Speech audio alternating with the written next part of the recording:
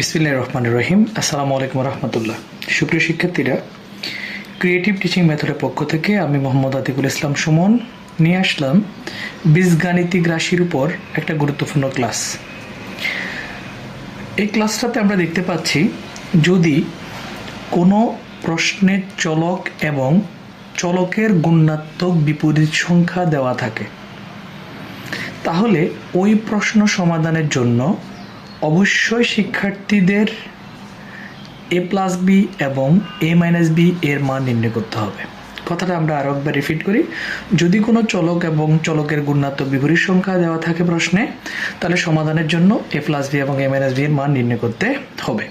তাহলে সুপ্রিয় শিক্ষার্থীরা, আমরা চলক সম্পর্কে সবাই জানি ABCD, PQR, XYZ অর্থাৎ অজানা রাশির মান।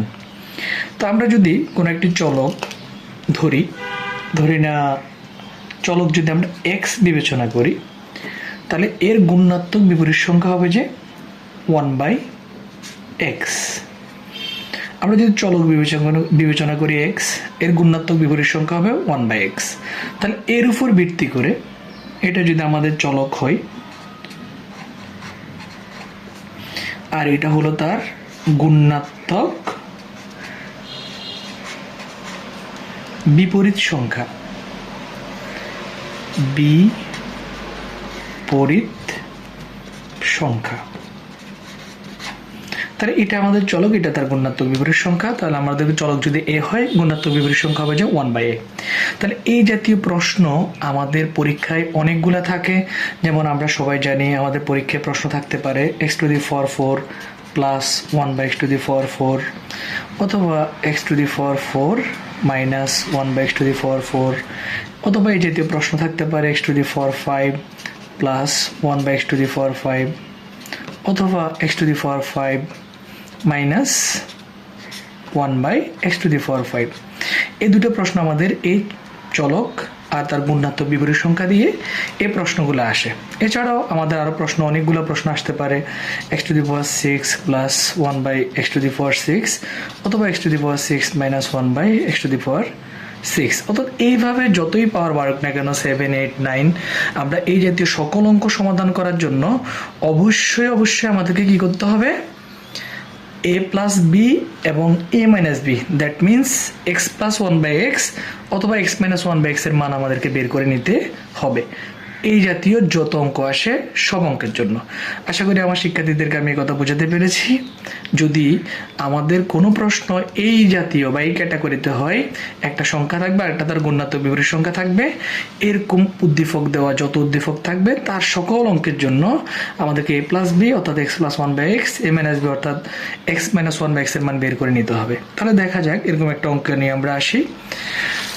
সেটা হলো যে, আমরা এই জাতীয় অঙ্কের মধ্যে প্রথম অঙ্কটা রেখেছি। আমাদের শিক্ষার্থীরা একটু মনোযোগ দিন। আমরা এখানে একটা অঙ্ক রেখেছি, সেটা হচ্ছে যে কি, যদি x² সমান √3x + 1 হয়, 1 = 0 হয়, তাহলে x⁴ 1/x⁴ কত, অথবা x⁴ প্লাস x⁻⁻4 অথবা x⁴ প্লাস 1/x⁴ এর মান কত। তো এই তিনটা প্রশ্ন মূলত একই রকম, তিনভাবে আমাদের পরীক্ষা আসতে পারে। তো প্রশ্ন দেখার পরে আমরা বুঝতে পারলাম যে কি, আমাদেরকে প্রথমে x+1/x এর মান বের করে নিতে হবে। আমরা এখান থেকে দেখি উদ্দীপকে আমাদের দেওয়া আছে কি, সেখান থেকে আমরা এই মানটা বের করে নিচ্ছি।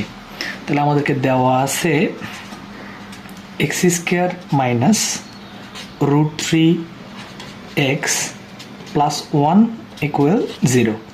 তাহলে আমরা x² প্লাস 1কে রেখে √3কে এপাশে মাইনাস, ও পাশে গেলে কি হবে, √3xটা প্লাস হয়ে যাবে। এবার উভয়পক্ষকে আমরা সবসময় এখানে যে চলকটা থাকবে তাকে দ্বারা আমরা কি করে দিব, ভাগ করে দিব। এখানে চলক হিসেবে x আছে, আমরা x দ্বারা দুপাশে ভাগ করব। যদি x² থাকতো তাহলে x² দ্বারা দুপাশে ভাগ করতাম।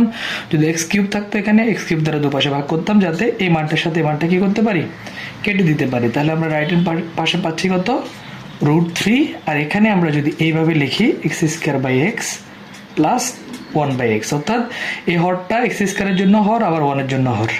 তো যদি কাটাকাটি করি তাহলে x প্লাস 1/x সমান কত, √3। তাহলে আমরা আমাদের মান পেয়ে গেলাম যে আমাদেরকে বলা হয়েছিল যদি এরকম গুণাত্মক বিপরীত সংখ্যাযুক্ত কোনো প্রশ্ন থাকে সেই ক্ষেত্রে আপনি a প্লাস বি অথবা a মাইনাস বির মান বের করে নিতে হবে।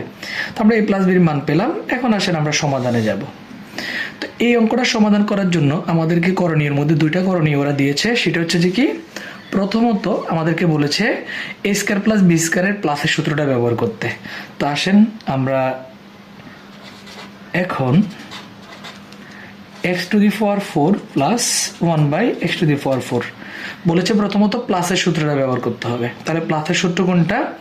প্লাসের সূত্র হচ্ছে a plus B whole square minus 2ab। তো আমরা আসেন এটাকে যদি আমরা লিখি এভাবে x square whole square plus 1 by x square whole square, তাহলে হয়ে গেল a স্কয়ার প্লাস বি স্কয়ারের সূত্র। এখন প্লাসের সূত্রটা আমরা ব্যবহার করব। তো প্লাসের সূত্রটা হচ্ছে যে কি, a plus B whole square minus 2ab। আশা করি বুঝতে পেরেছেন।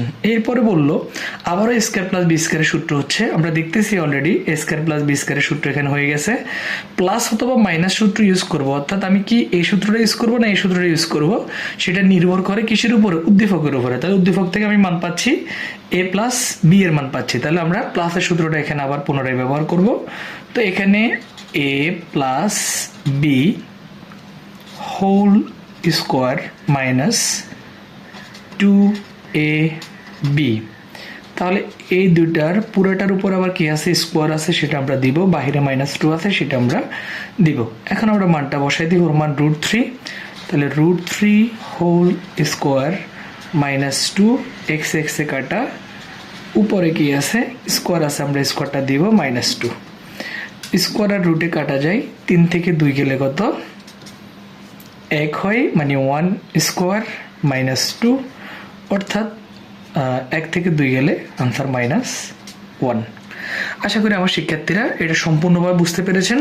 তাহলে আমরা সব সময় আমাদের যত প্রশ্নই আসুক না কেন পাওয়ার 4 যুক্ত এরকম প্লাসওয়ালা সব অঙ্কের ক্ষেত্রে প্রথমে a স্কয়ার প্লাস বি স্কয়ারের সূত্র প্লাসেরটা করব, এরপর আবারও a স্কয়ার প্লাস বি স্কয়ারের সূত্র হবে, সেটা প্লাস হবে না মাইনাস হবে আমাদেরকে উদ্দীপক বলে দিবে, এবং কোন সূত্রটা চয়েস করব, a স্কয়ার প্লাস বি স্কয়ারের 3টে সূত্র আছে, সেটা এই প্যাটার্ন অনুসরণে আমরা করব সকল অঙ্ক।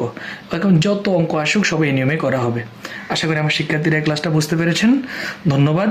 এটার উপর পরবর্তী ক্লাস হবে আরও একটা অঙ্ক নিয়ে, টাইপ 1 যেমন ছিল টাইপ 2 কে নিয়ে। ততক্ষণ পর্যন্ত অপেক্ষায় থাকবেন। ধন্যবাদ। আল্লাহ হাফেজ। আসসালামু আলাইকুম।